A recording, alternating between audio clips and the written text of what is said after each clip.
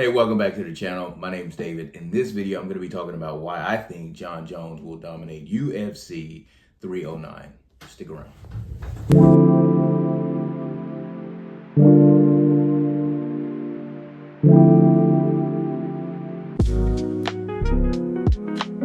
So let's take a real quick trip down memory lane as it relates to Jon Jones, and let's talk about who he is and what makes him so special. He's 6'4".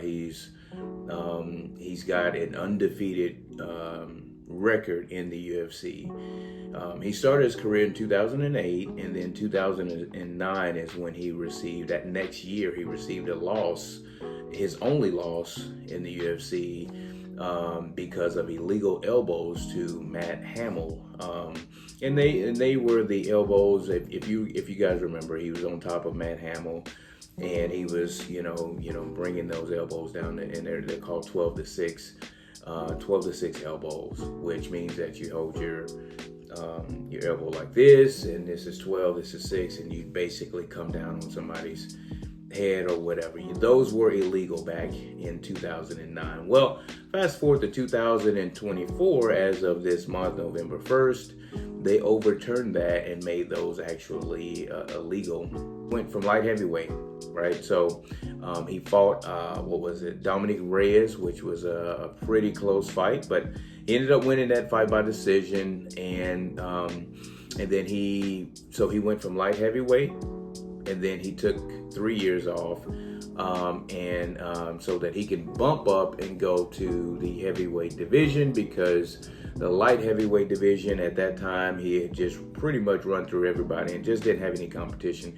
He didn't have any excitement and anyone he really wanted to fight. So the heavyweight division at that time, back in 2023, was very, very interesting. You had Francis Ngannou that was still in that division, and it was heavily rumored that was the next fight for Jon Jones. He would take some time off and get healthy and get to where he felt confident that he wanted to fight Francis Ngannou. All right, so after training for 3 years, getting his body right, getting his weight to where he wanted to compete at heavyweight, he ended up fighting Ciryl Gane. There's some contract issues or some stuff going on with Francis Ngannou at the time, but he ended up fighting Ciryl Gane, and it made it look easy, at heavyweight. He went in and won the belt at that weight. So not only had he been undefeated at light heavyweight, but he moved up to heavyweight and pretty much easily took that belt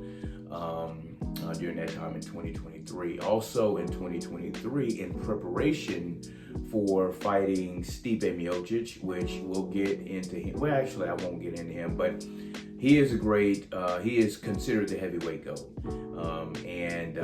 He had been out for a couple years. I think his last fight was 2021, but he'd been out, and no real reason to come back and fight. And so anyway, Jon Jones was preparing to fight him. He was training for him and tore his pec.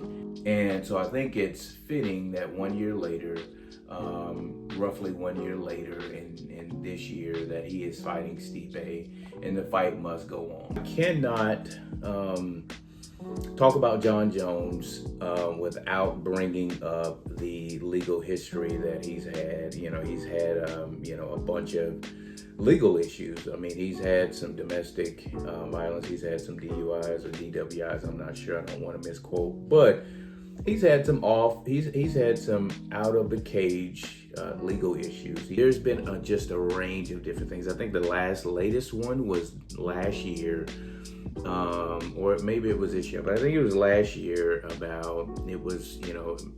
Some administrators that they do testing, and they have to go into fighters' house residents, and they have to test them for what could be steroids or whatever. And so he didn't test for anything, but he was very rude to them, and I think they gave him some probation or something like that, or it was something to that nature. But it had to do with his attitude, it had to do with anger, and so that was the last thing that he dealt with. So I can't bring up him without bringing up some of those negatives And to me, that has nothing to do with, well, actually, it does have something to do with his in-cage fighting, because people can argue that, hey, you've tested positive for steroids, and it doesn't matter how little it was, you tested positive, and a lot of fighters can't get past that. And so I think that there is Jon Jones, the fighter, and then you also have Jon Jones, this other guy who's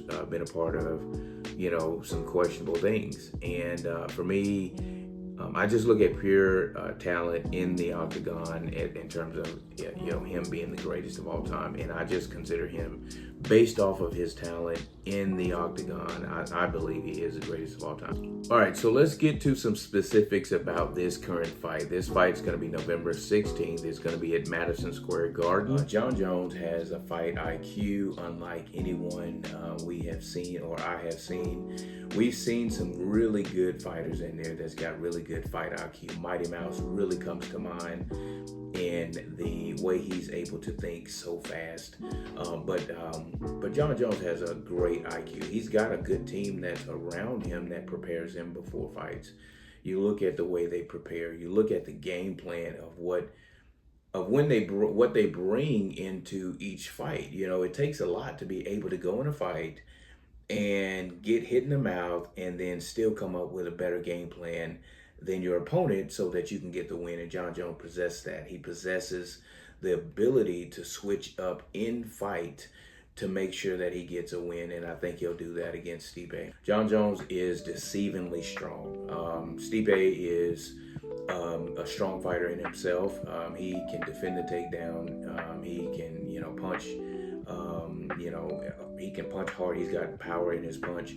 But I think Jon Jones has a level of strength that is deceiving. And I think that Jon Jones loves to clinch. He loves to get close to you and show his strength. And I think that November 16th, I think Stipe will go in, and I think that will be one of the surprisers to him, is how strong Jon Jones is. You look at Jon Jones's legs and you think that, man, this guy's, but he has time and time again shown us how strong he is. We look at how he took Daniel Cormier down, and I just think that, and you look at what he did to Sirigan and the neck choke, and so I think that it will be a display of strength and just athletic ability. I think that he makes it look easy on November 16th. So overall, I think we're going to have a great card. I think we're going to have an exciting night on November 16th, mainly because of the atmosphere and being in Madison Square Garden. The card itself, I think that we're going to be shocked at some of the wins that we see. But you can't go wrong if you choose to buy the UFC pay-per-view. I don't think you can go wrong on this one. It's just going to be, to me, in my opinion, it's going to be a really good card. I can't wait to actually see it. I can't wait to see Jon Jones and Stipe do what they do. Jon Jones has been off for a year. Stipe has been out for 4 years.